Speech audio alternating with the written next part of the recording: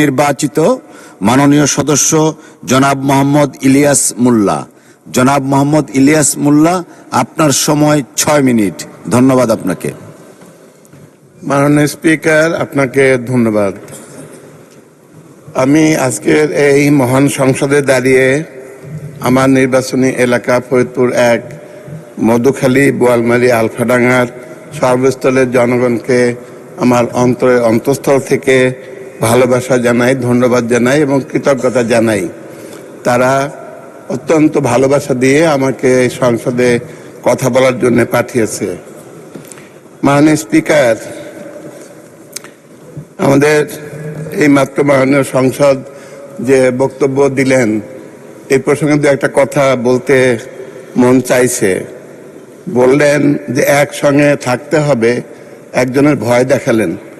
আমরা তো এরকম ভয় দেখতে চাই না, আমরা মিলেমিশে থাকতে চাই। আমাদের বিরোধী দলীয় নেতার পক্ষ থেকে অনেকবার বলা হয়েছে এই সংসদে যে আমরা মিলেমিশে এই রাষ্ট্রটাকে সুন্দর রাখবো এবং আমরা নতুন বন্দোবস্তের বাংলাদেশ গড়ব।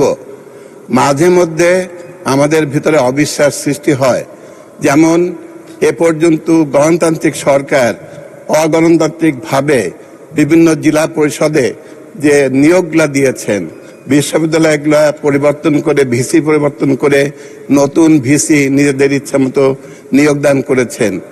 এভাবে যে কার্যক্রমগুলা পরিচালনা করছেন, সেখান থেকে আমাদের বিশ্বাসের ঘাটতি তো হতেই পারে।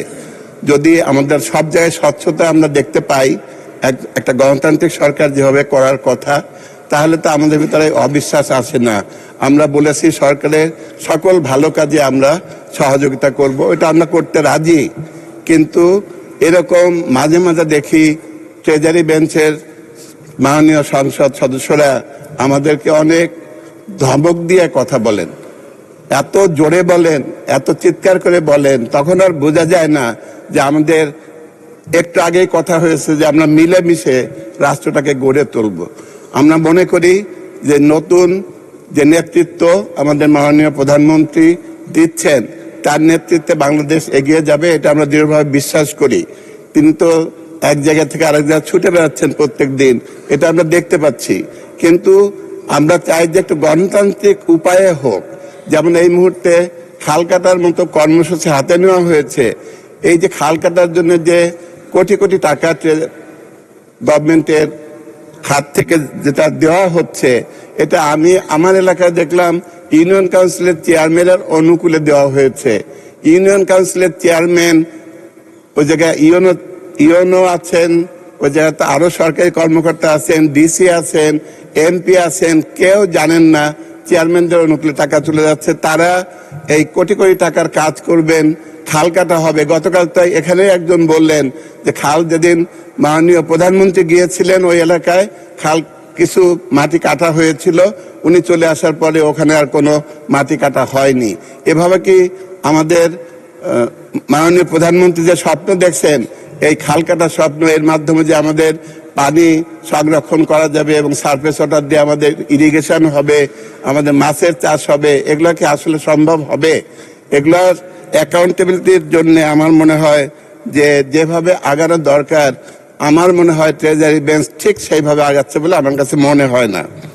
আমি কেমিস্ট্রি ছাত্র হিসেবে একটা কথা বলতে চাই, সেটা হলো আজকে আমাদের মাননীয় প্রধানমন্ত্রী রূপপুর পারমাণবিক বিদ্যুৎ কেন্দ্রে মনে হয় ফিউল লোডিং করার কাজটা ঢাকা থেকে করেছেন।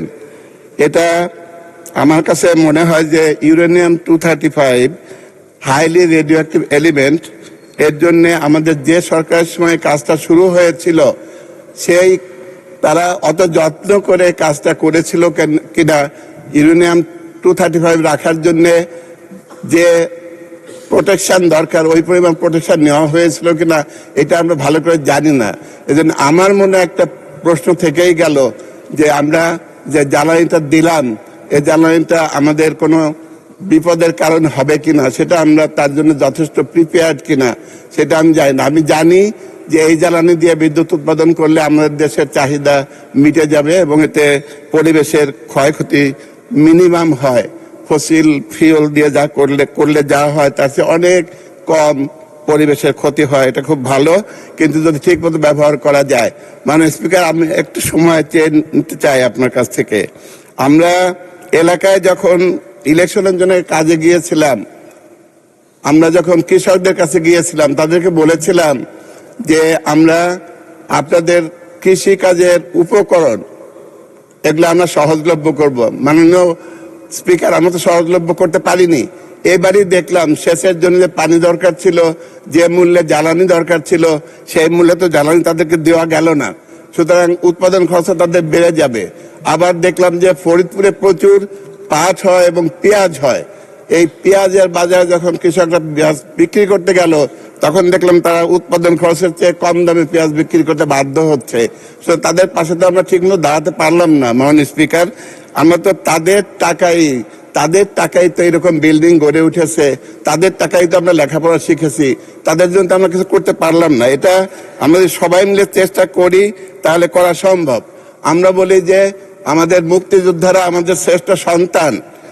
আমার এক সময় মাননীয় স্পিকার, জি মাননীয় সদস্য, আর 2 মিনিট দেয়া হলো, আপনি অব্যাহত রাখুন প্লিজ।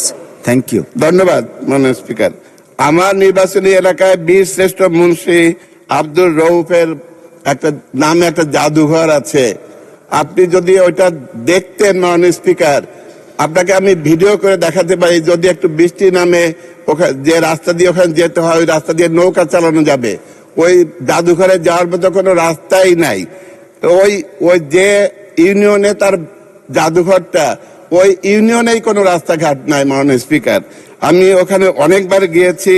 তারা বলেছে যে আমরা বীর শ্রেষ্ঠ মুন্সি আব্দুর রউফ, এই না, আমরা তাকে নিয়ে কত গর্ব করি, তার নামে জাদুঘর আছে, কিন্তু তার জন্য আমরা কিছু করতে পারিনি। এই রাস্তাঘাট আমাদের মাননীয় লোকাল গভর্নমেন্ট মিনিস্টার এখানে বসে আছেন, আপনার মাধ্যমে ওনাকে আমি দৃষ্টি আকর্ষণ করছি। আমার এলাকার রাস্তাঘাটের অবস্থা খুবই খারাপ। আমরা দুর্নীতিতে জিরো করতে আমাদের ঘোষণা আছে মাননীয় প্রধানমন্ত্রীর পক্ষ থেকে। দুর্নীতি জিরো করার জন্য আমরা কি ওইভাবে মাঠে কাজ করছি?